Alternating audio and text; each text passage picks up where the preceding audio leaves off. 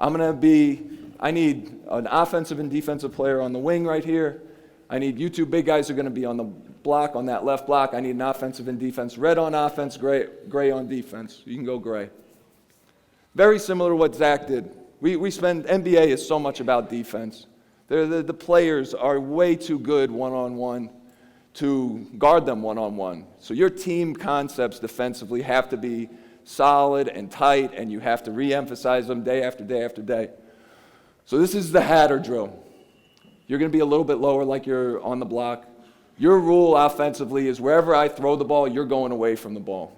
And we're just working on trapping what we call trapping the box. Zach was doing verticality when a guard or a wing drives to the basket and elevates to the rim, and you're inside this charge circle. So Zach probably explained this to you, but I was probably thinking about my talk, so I didn't hear it.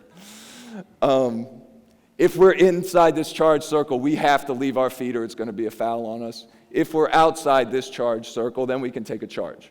All right? So we're not going to be inside this charge circle. We're going to get to the dribble penetration before he gets there, before he's able to elevate. We're going to trap the box. It's going to be the exact same concept Zach worked on, though, that you have to sink down and get below his knee, box him out if the shot goes up so you're there. So we'll go very slowly. I can throw it either way. I'm going to go right here. We don't want him to get beat under normal circumstances. We're going to say right now, you're going to force him baseline. As you come, you're coming over to trap the box. You have to get to him before he gets to the paint. We got to keep the ball out of the paint. We did a stat for our playoff series this year with the Atlanta Hawks. When the ball got into the paint, we scored at .96 points per possession. Didn't mean we shot a layup. But if we got dribble penetration, if we got a guy rolling to the basket and caught it and he kicked it back out for a 3 or a 2, whatever happened after that ball touched the paint, we scored at .96, which is pretty decent in the half court. When it didn't touch the paint, when we dribbled down, played one-on-one and just shot a pull-up jumper, or we dribbled down, threw the ball around the perimeter and then shot a jump shot, we scored at .56. It's a huge difference. Offensively, you got to get the ball into the paint, and defensively, you got to do whatever you can to keep the ball out of the paint. So you're driving baseline, we trap the box. You are here, you see this action is happening, you're sinking down and you're cracking down on him as much as you can, right? Ball comes out, coach throws it back to the coach. You're recovering back out, you're recovering to your man. I reverse it, your job is to get away. We're trapping the box there. Now here we want to be smart too, right? Because we're not trapping there, right? We want it to be as game-like as possible, that we have to recognize, is he beat? Does he need my help or does he not need my help under the situation? He does, but we're also not, this is not a trapping drill like Coach Demopoulos was doing. This is a help defense, protect the paint drill, all right? So he's driving straight line drive. You're catching him outside the paint. Coach comes back here. Swing it, we're going to do it one more time. Drive it, cut him off, crack down on him, we're good. My first year with the Celtics, I was very fortunate to be behind the bench. In the NBA, you have front of the bench assistant coaches and back of the bench assistant coaches. I was behind the bench, and it was me and Tyronn Lue, who's now the head coach of the Cleveland Cavs, just won the NBA World Championship. And it was my first year ever in the NBA. I'd never been able to make the NBA as a player. I'd never coached in the NBA before that year. And then my first year, I get to watch Doc Rivers, I get to watch Kevin Garnett, I get to sit next to T. Lue, and every time I had a question, I had a million questions, Tyronn would have an answer for me because he's that kind of person. It's not a surprise that he's had the success he's had. I'm just very happy for him. But we're playing at Brooklyn, one of the first games of the season, against Coach Jerry Stackhouse. I wish Jerry was here. I don't think he is, but Jerry was still playing. He hadn't retired yet. And I'm sitting behind the bench, and I'll never forget it. We're on that end of the court. Our bench is here. They swing the ball to Jerry on the right wing, and Kevin Garnett is sitting on the bench in front of me, and he starts screaming, "Jab, step, jumper. Jab, step, jumper. Jab, step, jumper." And I'm like, what is he yelling at? Sure enough, Jerry has the ball. He jabs, and he hits a three right in our defender's face. And that was the first time I heard Kevin do that, but that's what Kevin does every single game, and he does it for every single player. He knows every single player in the NBA's go-to move. That's his level of preparation.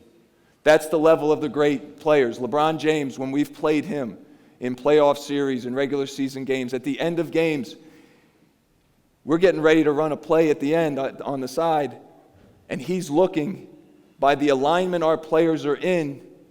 He's saying, they ran this against Toronto 2 weeks ago. He's going to go there. He's going to go there. You do this. You do that. So now our coach is really, really smart, so now he does a lot of misdirection when we play against the Cavs. He will get into an alignment that LeBron thinks he knows what we're going to do, and we'll do the exact opposite. So there's a lot of mind games that go on. But the level of preparation in the NBA is the highest level, and it's one thing I have learned in my years now there is seeing Kevin, knowing if you want to be great, if you want to be a great player, it's not enough to know what your man is going to do. Some guys don't know. There's some talented NBA players that if you ask them, hey, what's the guy you're guarding tonight? What's his go-to move? They don't know. That puts them at a real disadvantage against the truly great ones. Second story about preparation is Brad Stevens, who I think is the most prepared coach in the NBA going into every single game, whether it's the regular season or a playoff game.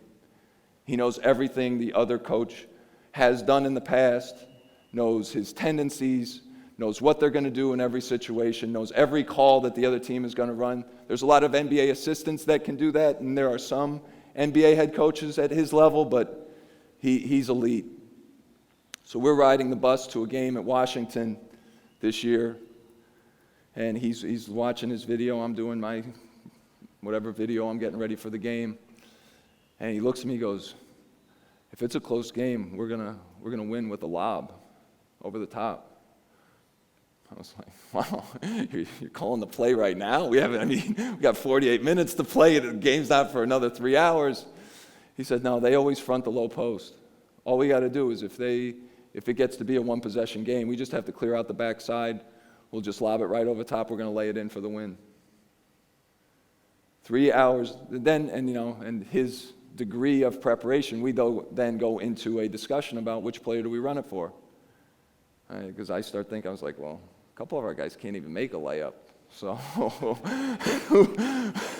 we're not the most athletic group. Some teams you just lob it up there, the guy's dunking. That was not the Celtics of 2015-16. But we come to a conclusion that, with Jay Crowder, he's strong. He probably will have a matchup that we can exploit. Sure enough, game is getting down to the wire. They make a free throw. About, I want to say 6 seconds left. We call timeout. We advance the ball. Brad draws up the play. And I'm the only one that he's had this conversation with. And our players are looking around like, what are we doing? You think we're going to just get a layup? We're just going to lob over the top? And he's like, yeah, that's how they defend. Sure enough, we throw it in. We lob it over. Jay Crowder lays it in. We get a win. That's, again, there's so much information available now when you're scouting, when you're preparing. You need to know your team, but the more you know about your opponent, I think the more prepared you'll feel and more confident you'll feel at the end of games. Last thing is communication. Two quick stories.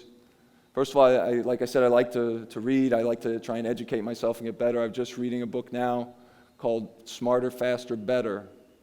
It's by a guy named Charles Duhigg, who also wrote The Power of Habit, which is an excellent book, if any of you would like to read that. So in this new one, Smarter, Faster, Better, he talks about the best way to determine if a team or a group is maximizing their potential is to measure their communication between each other. Frequency, how often each person in the group communicates, and then also volume. Does one guy just dominate all the conversation? Does everybody get a chance to speak? Is everyone comfortable? And I think this is true, and the book talks about it. On a team, the best teams you've been a part of, and I know this is true for me, is everyone comfortable in knowing that I can say or I can do something and I'm not going to get made fun of, or I'm not going to get criticized if I make a mistake. I think that's what San Antonio has created better than anybody, and they've done it because of Tim Duncan, because he doesn't criticize. He lifts his teammates up.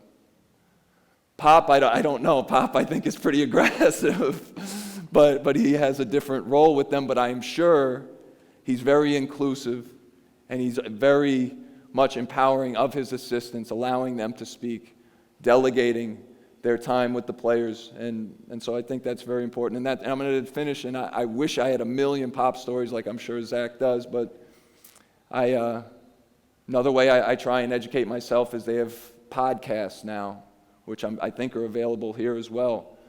Yahoo with Adrian Wojnarowski is probably the top NBA writer. He has a podcast that's great. Chris Mannix is along with the Vertical podcast. JJ Redick started a podcast, and I actually sat with some of our players and listened to it with them because he talked about his process of going from a really talented kid that didn't get it at Duke to understanding, wow, I got to work a lot harder at this. Even though I'm talented, if I want to be the best player I can be, I'm going to have to get more serious about my preparation. It's not good enough just to be ready for the game. So I was listening to a podcast with Woj and Sean Marks from New Zealand. He had just been named the general manager of the Brooklyn Nets, and Woj asked him, what do you take from Pop? Why is Pop the best? Why is he so great? And Sean didn't say anything about basketball. I had heard stories of Pop always on his drive home after games of calling Tim Duncan, of calling Tony Parker, just checking in with him. And Sean said, what makes him great is he cares about the whole person. Says, before pretty much every practice, he's walking around and he's talking to Manu Ginobili about politics in Argentina. He's talking to Tim about, who knows, the latest movie he's seen. He's talking to someone else about a bottle of wine that he really likes. But he's communicating constantly with his players. He's allowing them to communicate with him. And the more I've been around it, the more I realize the true value in that. Is there a point where the player defending the ball can make, is there a point where it's fine for the help not to come?